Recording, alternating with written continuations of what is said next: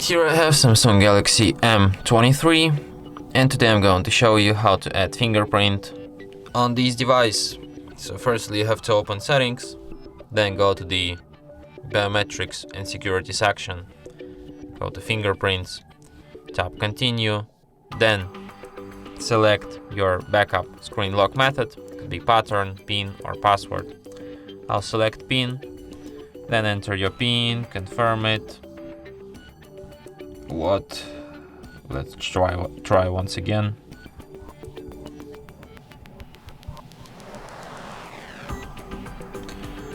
Then you have to find the fingerprint sensor, which is located here on the power key, and just tap it with your finger several times until it remembers your fingerprint.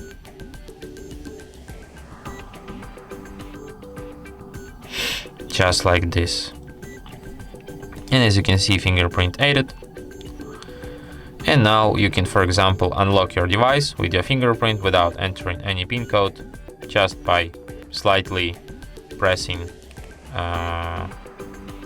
slightly touching, power key. As you can see, like I have my device locked, and